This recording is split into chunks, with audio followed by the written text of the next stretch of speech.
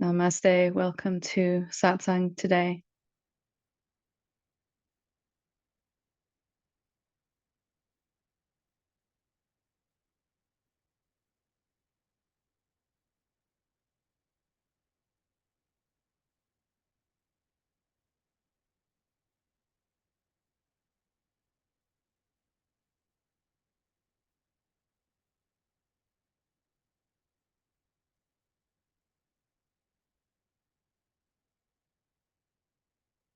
So,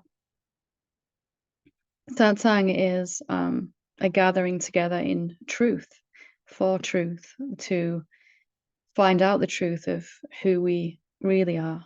And the truth of who we really are is very, very different to what we have thought we were. And paradoxically, we can be most stubbornly holding on to our identity as a someone, a separate being, when we are on the path to awakening, more so than at any other time. It was certainly that way for me. So sometimes my role is to encourage, support, and instruct. And sometimes it's to kind of try to shock us out of this insistence that we have that we are a someone or a something, a separate person, a separate being, a finite, limited being, moving towards something. Because even when we have seen, if we do some self-inquiry or some meditation, or you have a spontaneous insight, that you're not at all what you think you are, that you are formless and vast and infinite. All of these forms are appearing inside you, and that there's only one being, and that you are everywhere. What happens for all of us is right after that seeing, we tend to go right back to thinking of ourselves as a someone, whether we realize it or not. As soon as that glimpse is over, we will go back into thinking the same way, that we have to get back to that glimpse, that opening, that seeing, and that isn't that where we are now is not there yet, not awakened enough yet, or not seen clear enough yet. So tonight I'd want to do something that's going to hopefully shake that right up, turn it completely on its head. And it's something very, very simple, a tiny little bit of self-inquiry. But then I'd like us to really look at what that leaves you. If you're willing to have your thought process shaken up and changed, then you are going to live in peace much, much faster. So not only a willingness to see, but a willingness to apply that and recognize as you move throughout the rest of your day or night or whatever time it is, that this habit of falling back asleep again, going back into our old thought patterns, is going to keep us from enjoying the peace and of the revelation that we're having. So let's just do a little quick experiment. If you consider that most of us feel that we are on a journey from where we are now to being able to perceive the formless emptiness at all times, if awakening is defined, well, it can be defined in many ways, but we could define awakening as always being aware of being aware. I'm not aware of my awareness or aware of the awareness, just awareness, just consciousness, just presence. Nobody being present, no separate being present. And no someone listening to silence, just silence. These are all names for the same thing: consciousness, presence, silence. You could call it the witness, the infinite self, the supreme self, all kinds of names. We could call it God, the divine, all of that. So I want to show you that you're not what you think you are already. So not something that you have to head towards, but something that you already are and have always been. So to do this, we're going to do a little experiment, a little seeing. So just to pick a form in the room that you're sitting in, any object at all that you're in the room that you're in. You could use your own body, you could use whatever device you're using to watch this. And you'll notice that your eyes can see forms easily. That's taken for granted already. Your ears can hear sounds, forms. All your senses are good for perceiving forms. But just looking at the object, the form, whatever it is that you've chosen, could be your hand, it could be something in the room. So you can see form effortlessly. It doesn't take any work for you to do that. That's so natural to you that you have always been able to do it.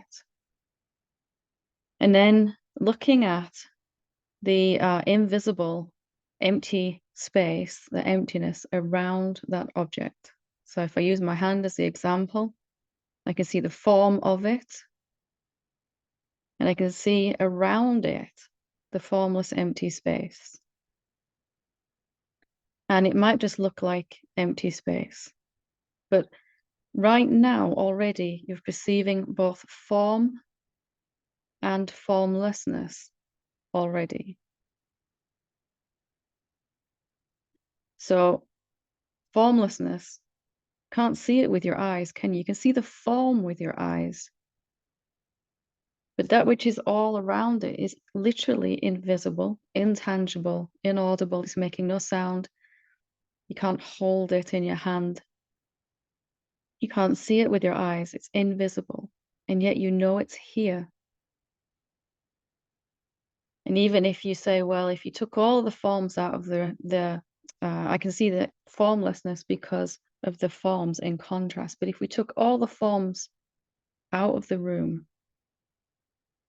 and even took down the walls of the room and got rid of the room, still you would know there is no thingness here. There is that in which things appear, still present, no things in it, but still that emptiness, that no thingness, that silence, that stillness, presence.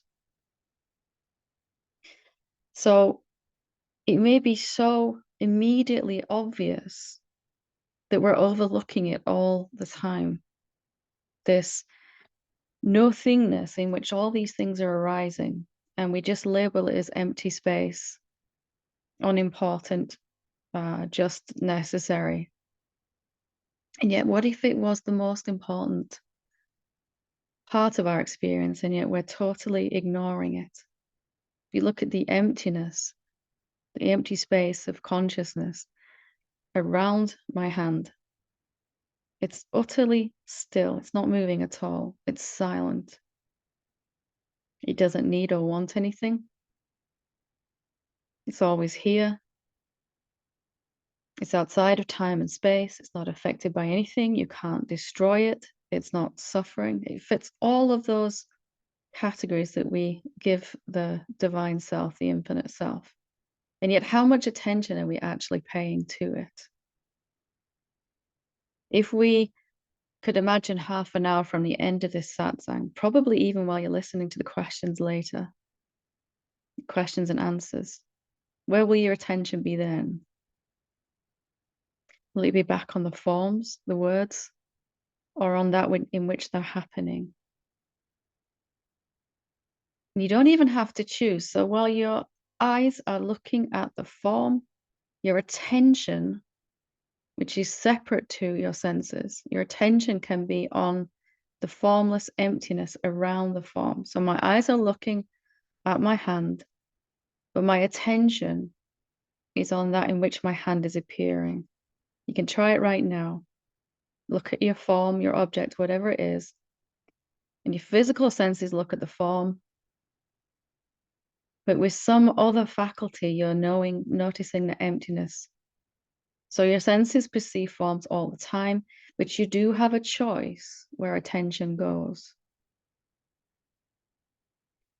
So if you just stop and think about this for a moment, if all of our spiritual seeking is to to to try to get to a place where we can perceive formlessness all the time.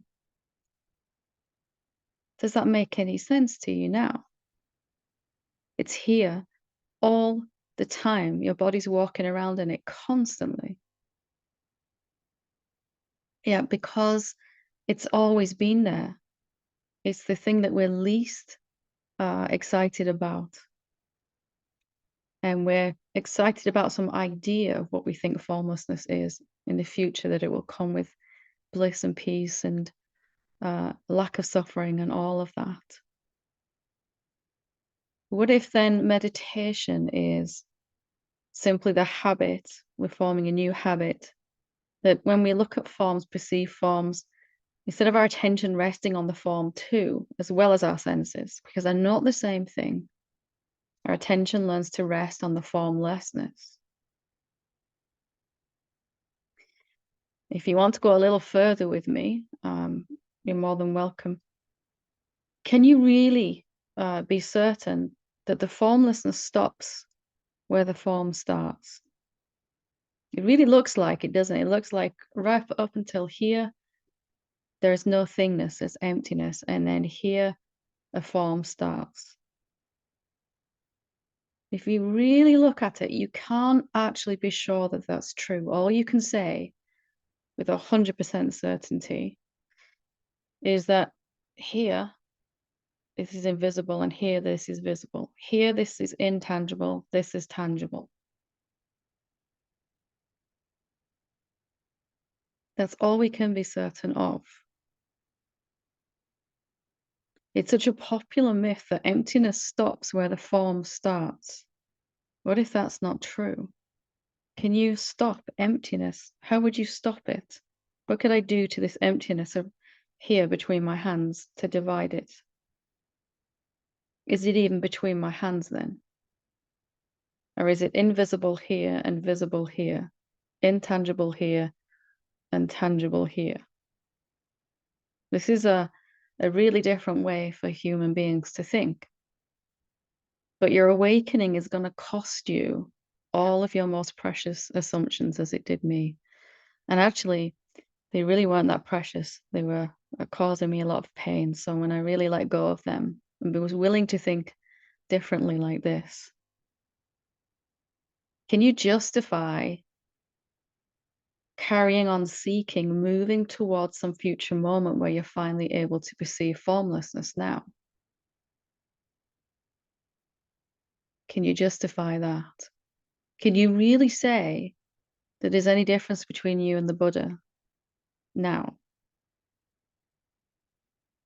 If there is any difference, it would only be that he had trained his attention to stay on the emptiness, the formlessness, the nothingness, the silent space. What if this silent space is not inert or dead at all? What if it's actually intelligence? What if this silent space is so intelligent that it's using this body to say these words right now and using those ears to hear these words? What if this is the main event and this is secondary, optional, temporary? Not less than, just temporary, secondary. How does that flip your whole world on its head? You can already now, right now, perceive form and formlessness. What does that say about you? Who are you now? Can you really still go back to, with as much allegiance as you had, this idea that you one day, someday, will be able to perceive formlessness constantly?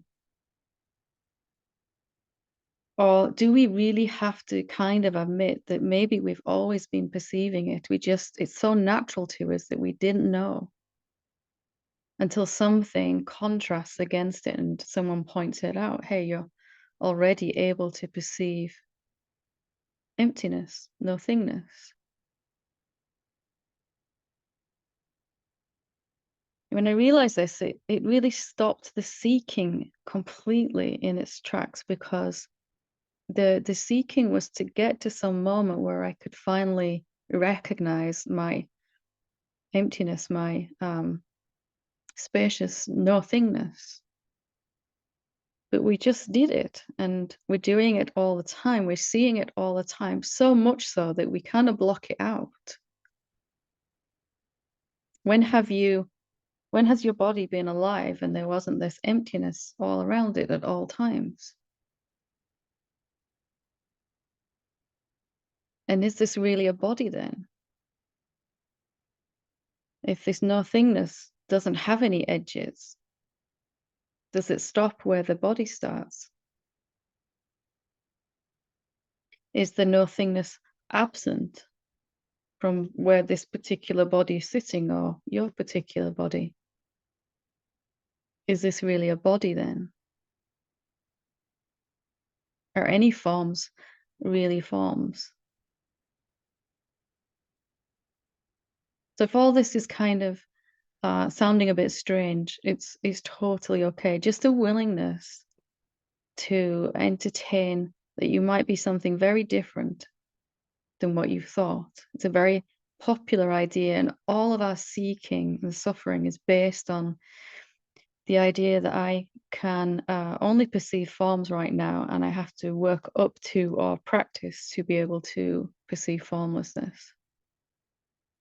And it isn't true, is it? And how does that change things for you then? Right now, you're seeing the Buddha nature, your Buddha nature, the formless emptiness all around your body, inside your body, appearing as your body, and the form isn't costing you any energy at all to perceive emptiness. It's natural to you, so natural that you don't even notice you're doing it. And so, will you now go back to, at some point, this idea that you've got to get to the place where you can perceive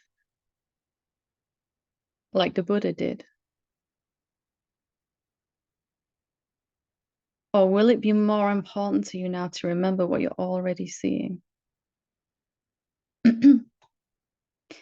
Formless emptiness, it doesn't feel special, does it? This is like what all the big fuss has been about, where all the sages are writing and singing about. Is this it?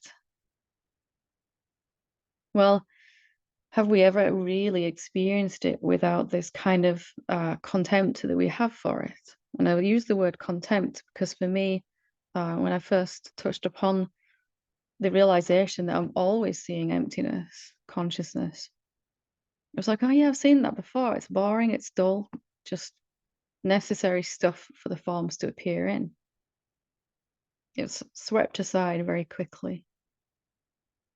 And there was this um, idea that it couldn't be so obvious. The thing that I'd spent 25 years searching, 23 years searching for at that point couldn't be always here at all times, even though I'd heard many teachers say it's all around you right now.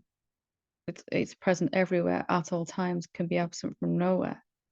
Still, there was this I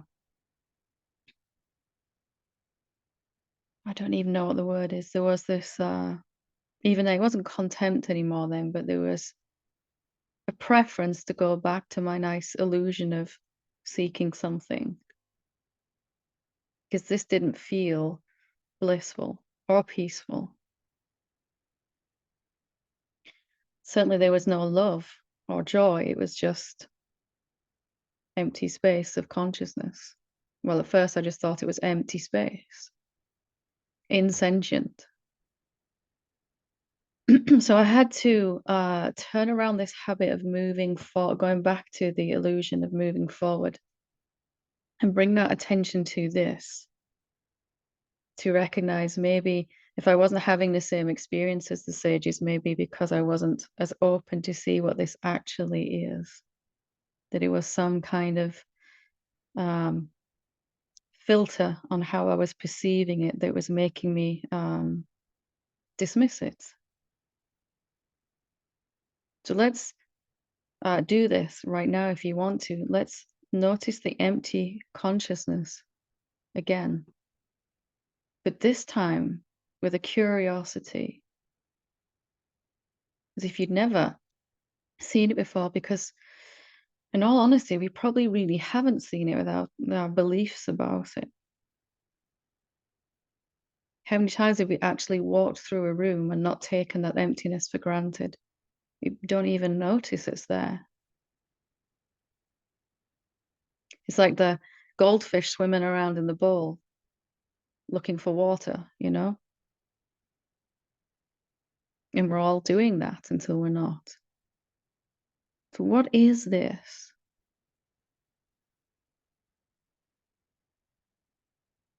And how do you know it's there? Can't see it with your eyes. Can't use your senses to perceive it. It's not tangible.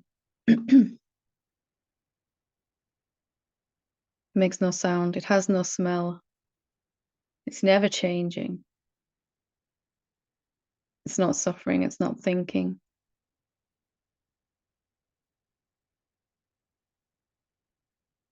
Is it really just completely inert and insentient if it is responsible for all of these forms? In the manifestation, the forms, we can see the divine intelligence at work. It must be this same no thingness that's here right now. So just looking at it with curiosity. Have you ever met it, really? What if this is yourself and this is a vehicle you're using, like a car you get into to drive?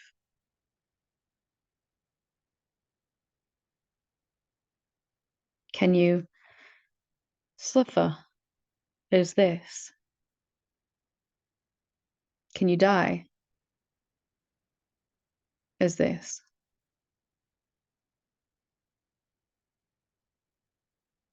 Do you need to reach awakening as this?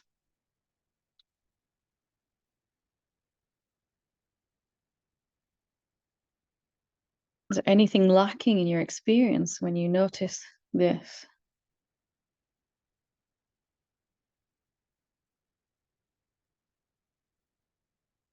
So if you really want to be free,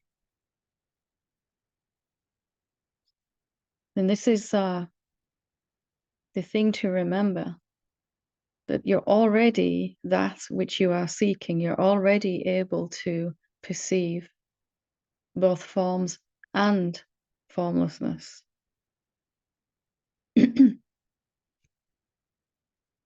Most human beings are are only aware that they're perceiving forms and totally ignoring the formlessness. Even this far down the path, we might be meditating to try to find the emptiness rather than meditating to see it's already here, to remember it's already here. We can already perceive it effortlessly. We didn't have to do any warm up to perceive emptiness. Right now, you're still perceiving it. It's still here. Hasn't changed.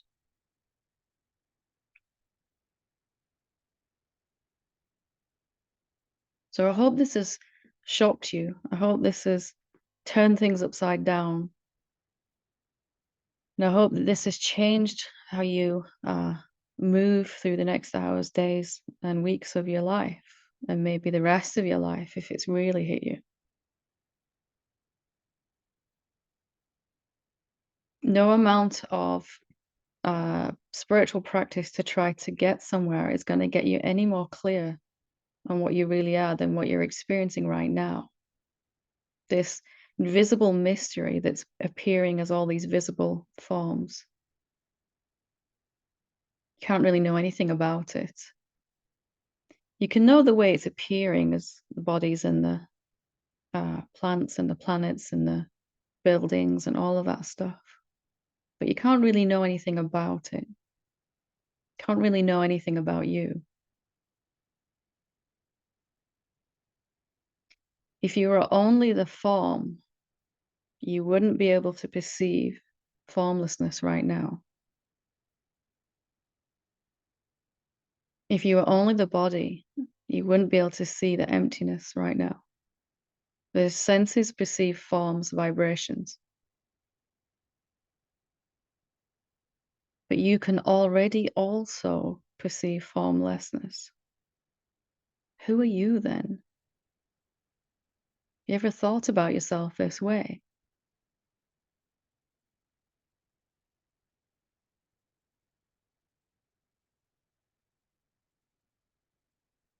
And for me, this was like someone just pulled the rug out from all my reference points for all of my seeking and my suffering and the reason I was doing any meditation. All of it was just gone when I really saw this. I had to. Of course, I resisted that, but I couldn't go back to it with the same kind of allegiance. Really, the only thing we can control is how much we're ignoring the emptiness that's already here and always has been. Really, that's what our practice is about now.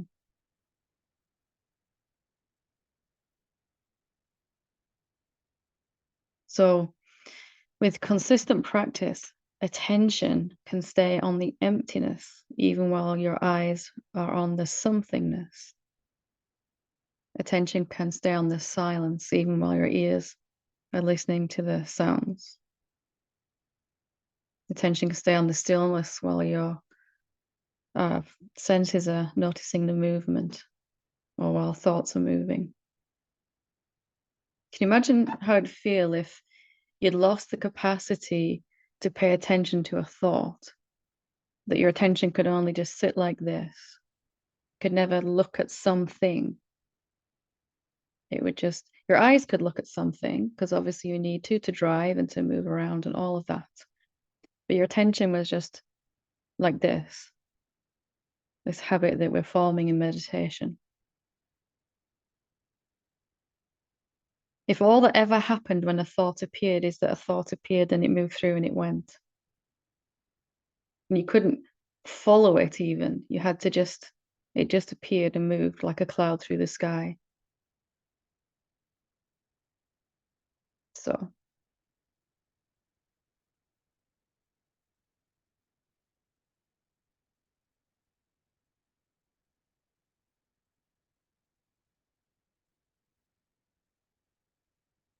not many human beings like to have their favorite ideas taken away from them. But you're like me, you're all a bit ready to, or a lot ready to have those ideas taken away. That's why we're here in Satsang. Most of my awakening was really about finding out where I was wrong, what I thought was true. Because there's very little actual seeing of who I am and more really just deconstructing all the ideas. And here's a huge one that's held us back. I have to get to the point of being able to see formless emptiness, nothingness. It's not true, is it?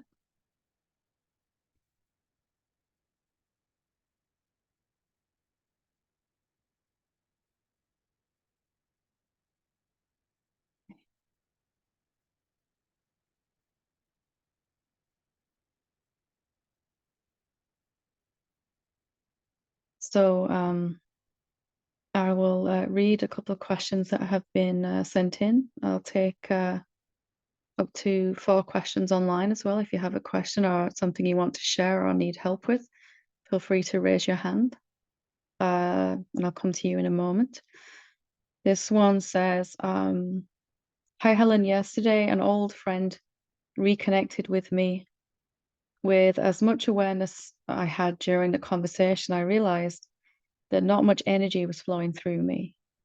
It was as if I was withholding my energy, not expressing my true authentic self. I felt tired and low during the whole conversation. With more and more deepening and grounding as the presence, I'm really finding it hard to open up to people these days. Even right now, I'm finding it hard to express myself properly and running short for words and to describe my experiences. Why is it happening? Am I unconsciously protecting the ego, which I'm not able to see? Is there any hidden lesson to be learned here? Or should I just surrender to the way it's unfolding, knowing that everything will work out by itself? Thank you for being the light that you are in my life. Lots of love and gratitude. So maybe it's both. Maybe there's something to see here, and we can also surrender deeper into what's already going on for us in the process. So for me, as I got clearer and clearer who I really am, there was less and less energy available to pretend to be something else. And I began to recognize that with every person in my life, and we probably all do this, I hear it time and time again. So if I went out for a coffee with you, I would act a certain way and I'd fall into a certain role. And then when I'm with my family, I'd be this way. When I'm with my children, this way. And on it went. And I had 100 different personality outfits that I would wear at different times to different people who I thought they wanted me to be, that would be accepted, loved, approved of, all of that. Who I thought I had to be so that you like me or you want to spend time with me, or who I thought I needed to be so that there would be no conflict between us, something like that. And as awakening is deepening and becoming more established in that presence, there is less and less energy to be inauthentic. So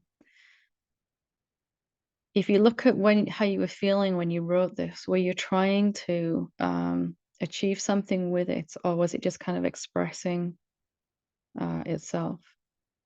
So when you're out and about with people or you're meeting up with people, you can just kind of notice non-judgmentally, because we all do it, and it's part of being a separate being, or thinking we were.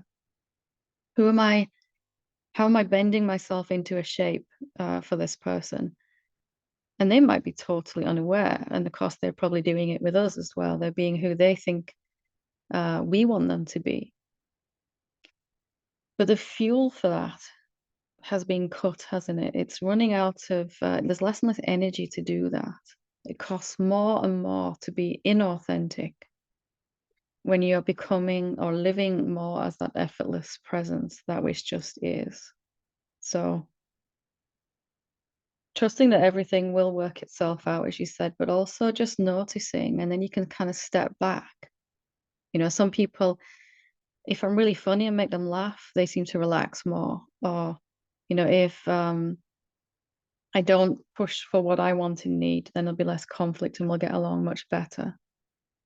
All those kind of things. And if you really pay attention when you're with someone, you'll see that you might change or act in very, very subtly different ways than you would if you were with someone else. And it's really all these unconscious ways we've learned to interact with people over the years, especially our family members who we've been with for a long time, of course. So have a look at that and see.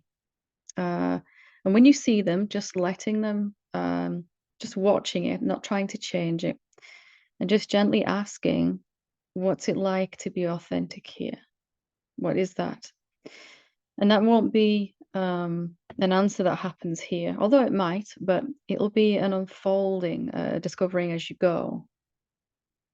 And you might find yourself saying things and acting in different ways, but it will feel authentic, it will feel real, it will feel peaceful, and it will feel effortless.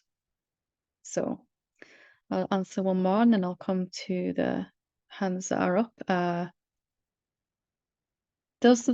Does or can the self have any influence or participate in any way with the passing of our physical form? Can the self have any influence participating in any way with the passing of our physical form with death? So does the self have any influence in that? Well, death of the body doesn't die on its own. The body dies because the life force is being withdrawn or has been withdrawn. For most of us, it's a gradual process. So death isn't a final 1 second. You're alive one moment and then you're dead the next. Your body, I mean. It's more of a, although that's the time put on a death certificate, but it's more of a gradual withdrawal of life force energy, which is the self. The self withdrawing itself. So only the self can influence the passing. There's no death that happens without the self first kind of somewhere on some level in our individuality making that decision. So it may look like the body dies of an illness or an accident or whatever, but it's always that the consciousness, the individual, but not separate self, is leaving the body. So the body isn't alive on its own and it doesn't die on its own. It depends upon you, the consciousness for that. So any other reason why the body seems to die is just the physical mechanism by which that happens. So I hope that helps. Okay, we'll go to Shri when you're ready. Hi. Hi, Helen. How are you? I'm good, thank you. How are you? I'm doing better than before the satsang started. But I've been having very strong sensations. I'm terrified about something. I'm trying to do contemplation to find out what it's about, but I'm just so overwhelmed. Just very terrified. So there's a lot of fear. Can you just let that fear happen in your body? And that's not an absolute thing. There's no here I'm allowing it and here I'm not. Can you allow it as much as you can right now? So just giving the fear permission to exist, even though you don't like it and would rather it not be there, just admitting, of course, it is there right now. Can you kind of say to it, come on in and sit down and welcome? I know it's the last thing we want to do with fear, but pushing it away isn't helping. So let's see if we can open up to it and just gently, gently, it's okay, you're here. You can give me any message you need to. I'm going to let you be. I'm going to let you exist inside my body for a while. How does that feel?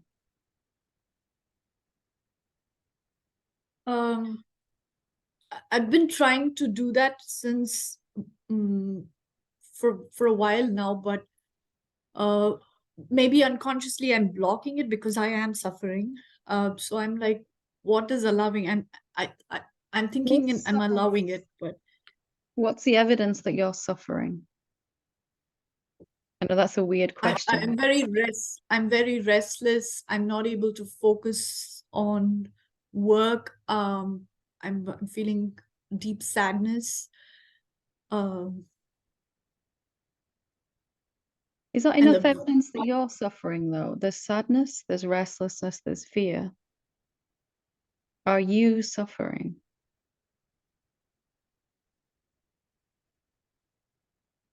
Because we have to really, if we believe, if we hold on to this idea that the presence of this fear is making us suffer, then we'll be pushing against it because we want to stop suffering.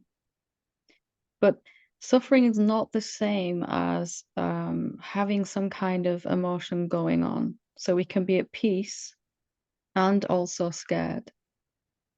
It can be really peaceful and also sad. They don't have to be one or the other. So just asking this question with me, am I actually suffering? Like we would just sitting with this question, you and me now, am I really suffering? Let's see what happens.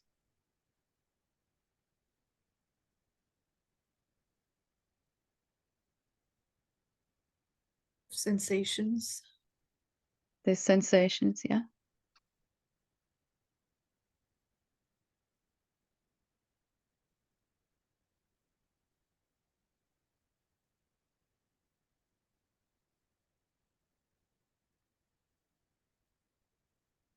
Are you suffering? The body is feeling these things. We're not denying that. We just want to be clear if you're suffering.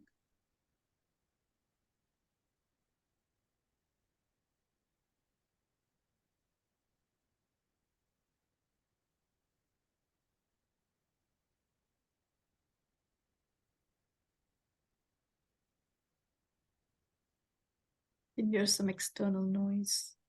Yeah?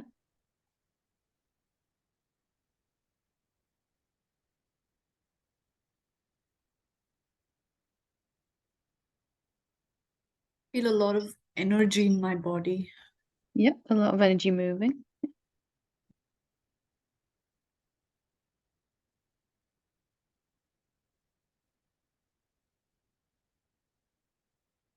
Am I suffering?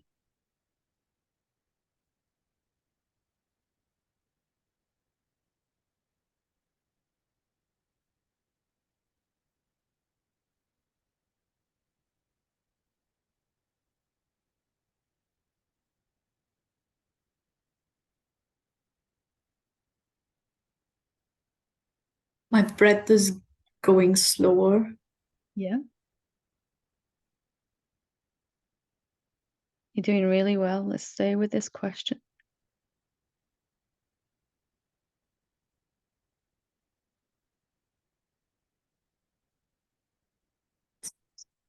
Just certain thoughts saying I have so much work to do and I'm not able to focus on work.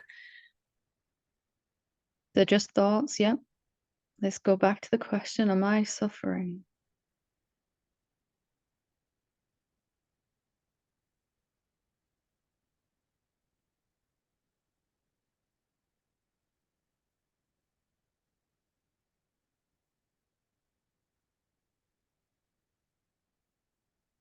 My body temperature changing. It's really warm. Yeah.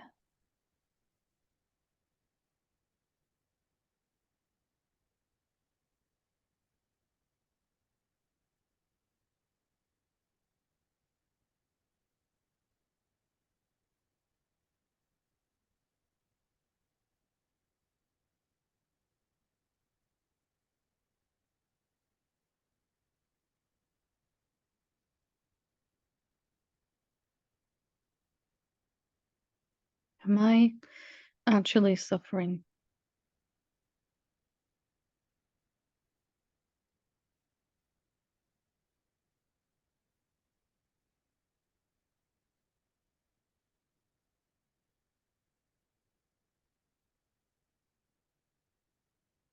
Still feel a lot of energy movement in my body. Yeah. Is your body more relaxed or less relaxed than when we started? It is um it is, I wouldn't say it's relaxed, but I feel it's allowing the energy to flow. Yeah. So can you see the problem has never been the fear or the energy or the sadness? It's been that your body's experiencing this idea that you're suffering. Your body's reflecting this idea that you're suffering. And that as soon as we question that, naturally things get allowed and it can flow and begin to shift around and move as they need to. I think also because I was not sure what allowing means. Yeah. It's okay. But you kind of got a sense of that, right? It's still there and it's moving, but it's not bothering me in the same way, without this idea that I'm suffering, I'm affected by it. Me, the emptiness. Can I really be suffering it from what's going on? And of course, we're compassionate to the body. We want it to feel better, and we're not denying it feels a certain way. Just getting clear that it's not us that's actually suffering. Thought says, this is really affecting me and I can't do this work. But as you continue with the question, it's just going to become clear that eventually you can walk around work and do anything while some emotion's coming up. Really, if we don't label them, there are just a lot of sensations going on in the body, we could say. But So much. when I see the formlessness, I don't see any kind of sensations or vibrations. I don't feel anything. But where is it suddenly changing in the body? Ask me that again. Where is it changing in the body, did you say? Like when I see the form and the formlessness, right? It's the same thing. It's just using this body as a vessel to express. I don't see any kind of vibrations in the formlessness. It's so stagnant. But where is this all this sensations coming from? Because it kind of is its nature as the formlessness, it's not vibrating. As the form, it is. And the vibration is always moving, isn't it? A vibration is always moving. It's emotion. That's the nature of a vibration. But when we're believing an idea, when there's a lot of attention on one idea, that kind of stops the movement. And that's what that tension is and that restlessness. You can feel something wants to move.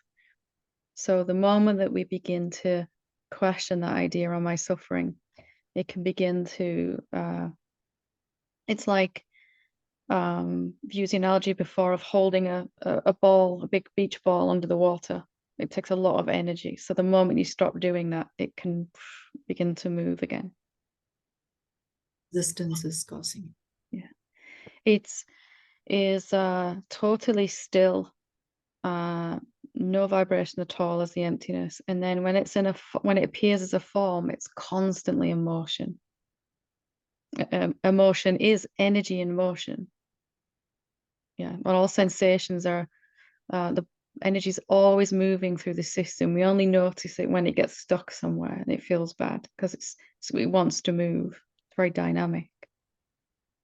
And it's always in the chest region. Is there a reason why? Usually because the ideas we're believing are about ourselves, about our lovability and all of that, in sort of the heart chakra area, doubting ourselves, criticizing ourselves, all of that. So tonight, Thank you. yeah, this particular conversation, probably the thoughts that were going on around it before, where I'm doing something wrong, I can't allow this to move. Immediately self-judgmental thoughts. Yeah. Okay. Okay. Okay. Makes sense. Thank you, Helen. Thank you. Wonderful. John, when you're ready.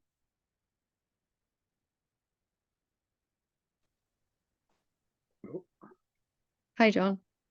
Oh, hi, Helen. Hi. I've been around this understanding for a while. I understood first how consciousness, mind, and thought being creates our experience.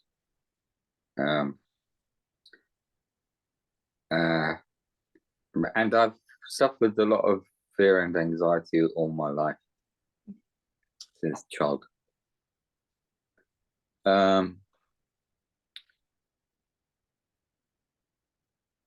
COVID happened, and a lot happened with COVID happened. That shook the boat in many ways. Yeah. It's a game changer for everyone, wasn't Yeah, it? for everybody. But before COVID, I could see that I was still, in retrospect, I can see that I was not doing well. But COVID really kind of moved the game on. Mm-hmm. I then got extremely painful stomachs, and I would go to the hospital lots of times, and they would send me home with painkillers, and there wasn't a lot of help in that respect. I'll leave that to one side. But anyway, so and then for the last year and a half, I've and listening to you on YouTube and your interviews with McKay or whatever he was, and how you talked about your fear. Mm-hmm. And I thought, God, Jesus, that's exactly what's going through me, you know. And you said in part of it, you know, that you spent the whole day, and I've been in that position many times. And so I'll get down to it. There's two questions. When I do your meditations, which I've been doing now for about 3 weeks, especially on the silence and on the emptiness, the space around an object. When the fear arises within me, and I do that meditation on the space around the object, it takes a while, but eventually I will calm down. Uh-huh. The body will calm down, and I will recognize that space, and I will, even to a degree from what I can see, be aware of awareness. But it's extremely challenging. So, and I'm wondering, is because it's taking time, because I'm noticing it more and seeing truth in it, and seeing, oh yeah, each time I just space out, notice the space in this room, space around, all that. I can't. Yeah, is that coming from my ego, or am I actually noticing this from a different place? And the second question would be, is that living in a physical body, as a spirit, living in the physical body, because I suffer all this great pain a lot physically, that has a great habit in itself to create a great unconsciousness as well within me, because the body's hurting. Just tell me a little bit what you mean by great unconsciousness. Just explain that a little bit. Well, when the pain arises within me, and it's extremely painful, I find it extremely hard to cope, and so I believe I'm the body, and not the, like, when I'm doing the meditation, I can see the space around things. I find it hard to have the same space around the body, because the pain kind of pulls me. Attention goes right to it. Yeah, right, yeah. But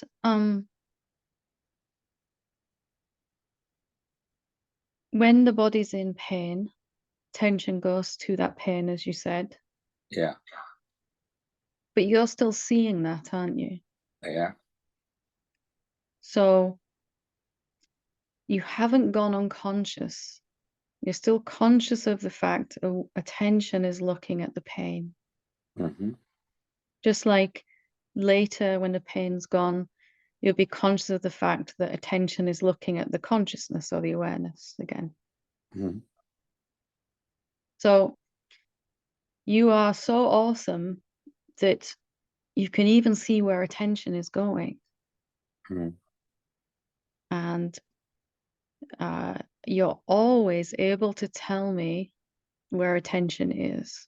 If I asked you at any point what's your attention focused on right now, you say, right now I'm listening to you talking.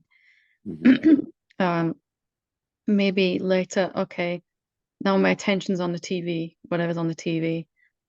And then later, my attention isn't on anything because I'm going to sleep. And on it goes.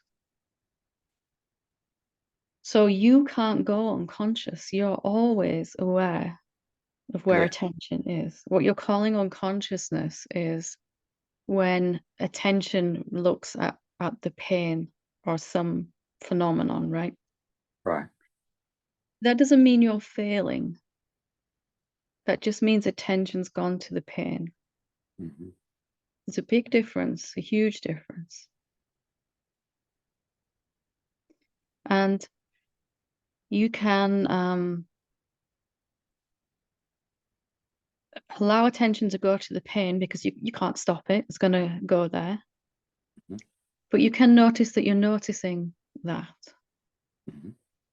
So the whole time my stomach hurt, I know that attention was watching that pain all the time.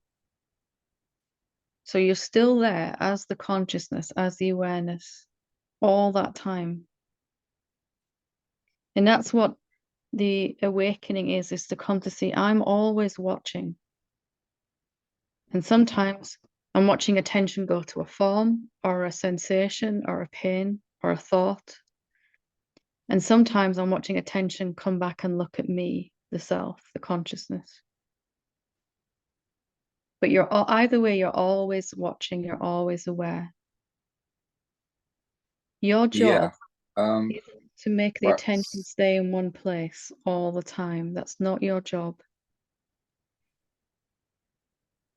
it's not my job to make attention stay in one place at all time. I mean, Just to bring attention back when you can to the yeah, awareness.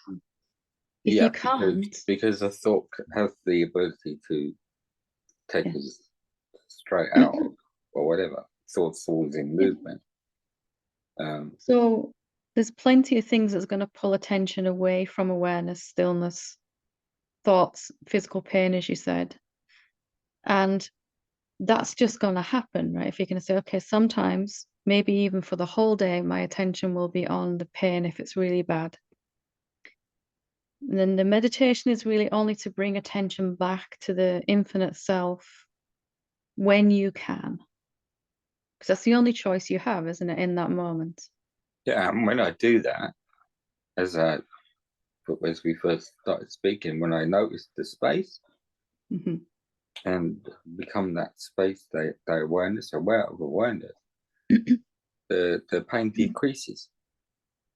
Yeah.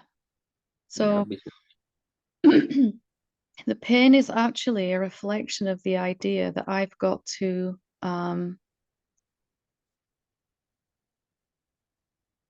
to keep my attention in one place all the time. So when you're aware of the space around an object, in that moment, the pain goes away because you're not trying to do anything. mm-hmm. You're just noticing the Mm-hmm. space. Mm-hmm. And then in meditation, we find ourselves trying to do something, trying to keep the attention looking at the self, not letting it go back to phenomena, thoughts, and all of that. But that's Right. impossible. Yeah. Not even the Buddha managed to do that. Right. So can you give yourself a little break there? I'm trying to. I'm trying to be less hard on myself, so to speak, and give myself a break, and give myself a bit more You are doing self-love on the everything. psychological level, so to Yeah, speak. perfect. You are doing everything I could ask of you. Okay. And awakening is happening. Awakening isn't, okay, I start off here with all of my attention on the thoughts, and then eventually I'll be able to keep it here, always on the awareness. Mm. It's just bringing it back when I can. And as you said, you've heard me speak about fear. There were days attention was on the fear all day, sometimes days even, because it was so strong. Same, yeah.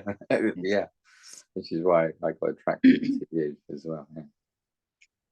But the only choice we have, the only moments of practice are when we notice, oh wow, my attention was on the fear or the pain. Then we can bring it back. Well, it's There's gone, one it's other gone. thing, because I must let you go because other people want to speak. I was This in the is an cafe. important I managed to conversation. make it to the cafe, and I was sitting in the cafe, and I'd been doing that spacious myth, and all of a sudden, my mind just became totally silent. Yep. And I thought, oh yeah, this feels good, you know. And there was no pain then, right, at all? Though I wasn't in pain at the time. I was just sitting in the cafe anyway. I wasn't in pain, but I was just doing the meditation. I was just looking at an object out through the window, and I'm not sure even I was doing that, but I just became totally silent. So when there is pain, just letting that be the object that you're looking at, and then noticing the space around the body. There's pain in a body, and there's space around the body. And even if the attention only stays on the space for a nanosecond, that's all you can do, and that's enough. Yeah, Because I've tried to do it somatically as well, but I'm not sure if that's correctly because I'm getting too involved, it would seem. What do you Right. mean by somatically? Can you give me a Well, little? you know, to see if it's moving, if it has a shape or a size or a color and things like that. Oh, that's good. That's good exploration. Yeah. Okay. Okay. So Thank my what I want to say before you go is that you're doing everything right. you. Okay. So will you try and remember that for me? I will do. Thank you so I will much. do. And I love listening to you because I'm originally from where I don't know where you are, but up up north. I was born in Bradford, spent first 10 years there. Yeah, I was born in Bingley. Yeah. Yeah, not too far. I was in Baildon, so Yeah. small Okay. world. Yeah. All right. Bless you. Thank you so much. Wonderful to talk to you, John. Thank Take you. care. Bye bye. We'll go to Caro.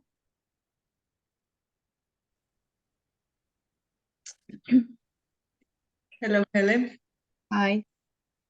I would like to expose something that I don't know, maybe by this way it works, but there are something that for me are very difficult to manage or to let it go. For example, one is about my daughter, okay? When they have some wrong behavior with me or contents or things like that, is I know I try to do contemplation, but it's something like bigger than everything. I can, it makes me really down. And also there is a fear to lose my job. When I feel happy to the thing that I am doing or things like that, I have some fear about to lose my job for my latest experience in my job. And also there is another, just the last one, okay? It's about the spiritual practice, for example, is in my spiritual practice, I really want to be free from everything. I don't know What does that mean? What does that mean to you? What would that look like, being free from everything? how it looks, correct? See, How it's will like how will you know when you're free from everything? when I don't feel pain, or I am not suffering, or I am enjoying the things. Are you suffering now or at any point? Or let me ask you a different way, it might be easier. Why do you think you're not free now? Okay, I know no. it's a really weird question, but let's go with it anyway.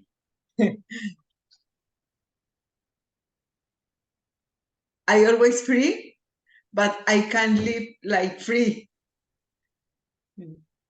You can't live free, did you say? I am always free, but I don't live like that. Meaning what? Feeling good, feeling peaceful? When I don't feel like that, live like that, no, horrible.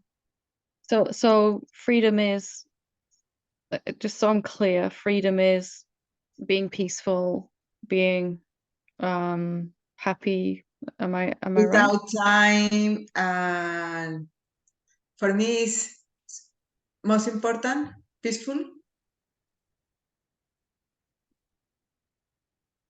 Enjoy what I am doing. There is no time. I feel love. Okay.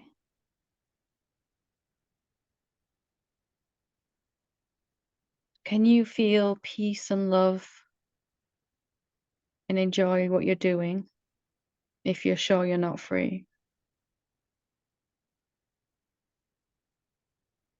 Could you repeat it again slowly? I understood, but it's like Something maybe doesn't want to hear it, yeah. yeah. Yeah, she's not fixing my problem. She's just going around it, yeah. So can you feel peace and joy and love while you're certain that you're not free? Can your body feel peaceful while you're holding on to the idea that you're not already free?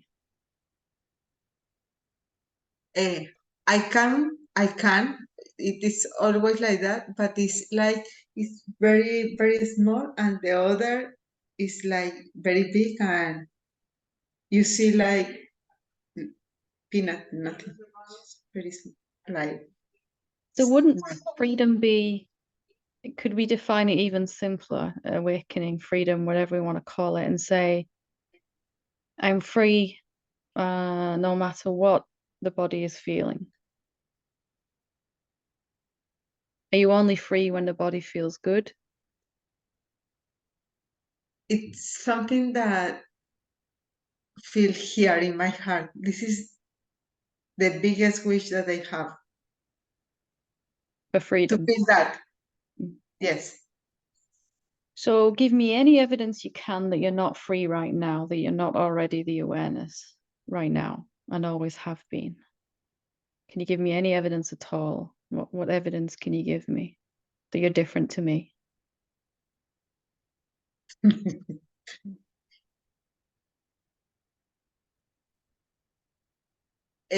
For example, okay. For example, when I see your capacity to answer your patience, your love. That's not me, that's my body. Keep going. Any more evidence?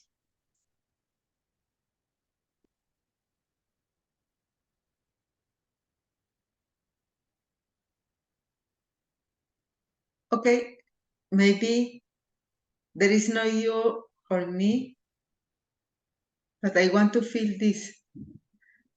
Of course you do. And I get that. So I'm kind of undo some ideas that are in the way of that, right? So if there's no you and no me, Mhm.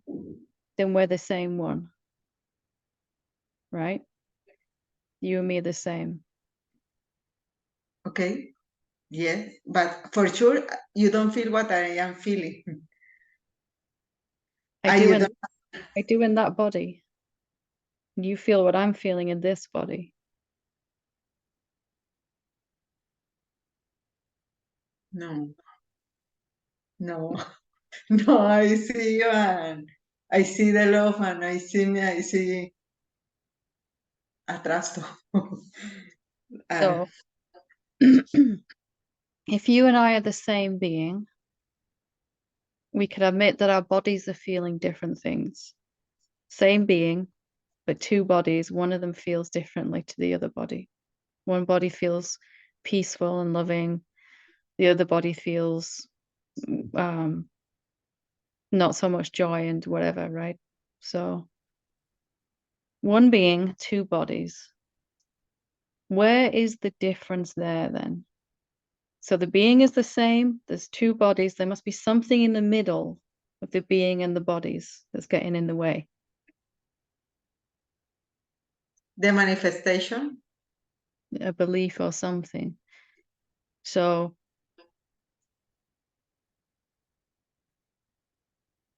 right now, let's have a look and see what you actually are. Let's do some self-inquiry. What are you?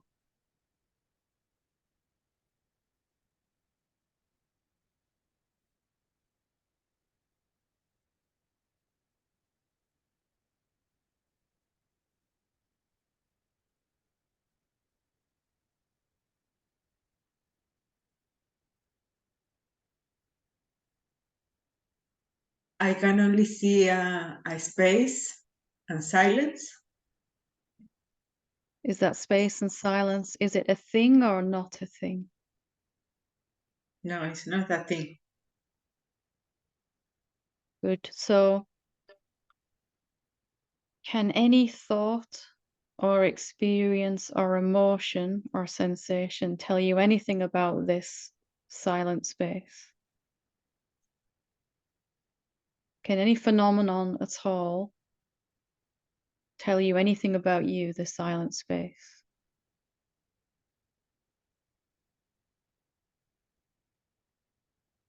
No.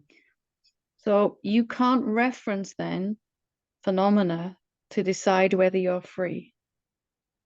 You can't reference emotion, thoughts, relationships to tell you how free you are.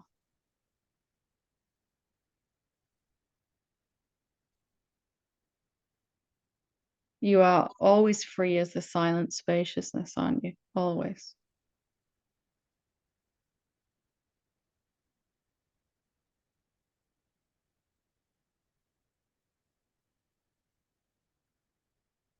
Yes.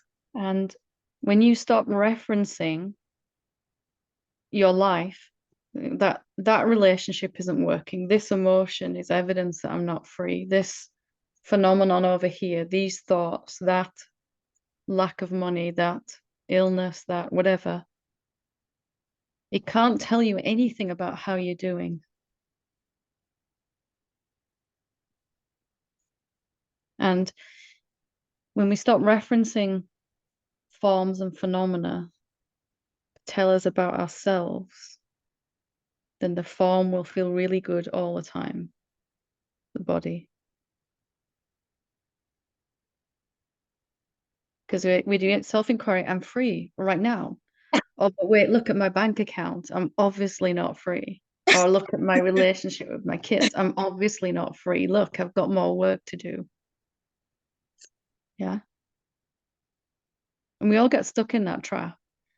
We all point to something in our world and go, that's evidence that I'm not free yet, or not free enough yet. But awareness is awareness, whether it's aware of debt or savings or health or disease or whatever. Sadness, happiness, jealousy, physical pain, peace. It's equally aware of all of these. So when you tell me how you're doing, I want you to only reference awareness, silent spaciousness. Can you see your body feels very different now? Now that you're not referencing your body as to how you're doing, your body feels how you want it to feel. More and more. Yeah. We look at an awakened being and we say, well, they're very peaceful and they're very loving and they're compassionate and they've got patience. But that's just their body. And they knew that they were free when they were impatient and unloving, and they had to insist I'm free even while I'm in debt, even while my relationships are upside down, even while my body's hurting, even while there's sadness, even while on and on it goes. And then those things turn around and the body feels peaceful.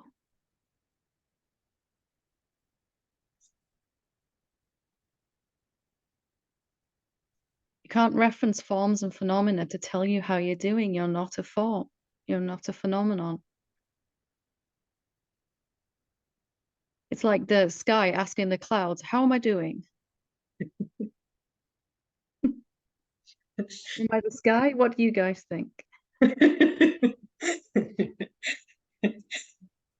we're doing it all the time, aren't we? So be the sky. It's already the sky. It can't not be the sky. It's already sky. Skyness is all there is for it. And then your body begins to reflect that freeness, that lightness.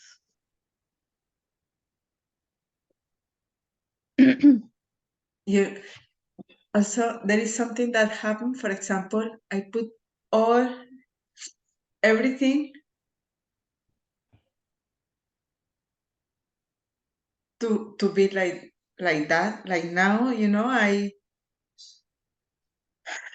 try to feel I am free, or to be I was free, but to feel I am free. Or A feeling is a feeling.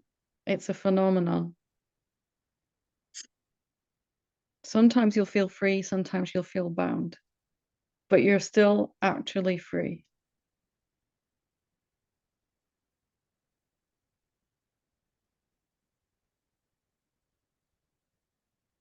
Maybe while some of these ideas are coming up, the body might have to feel certain things as we release them. It's not evidence that you're not free. And maybe they're coming up because you're free and you've recognized it. Don't take the temporary passing of emotion and forms as evidence of where you're at. Don't take it.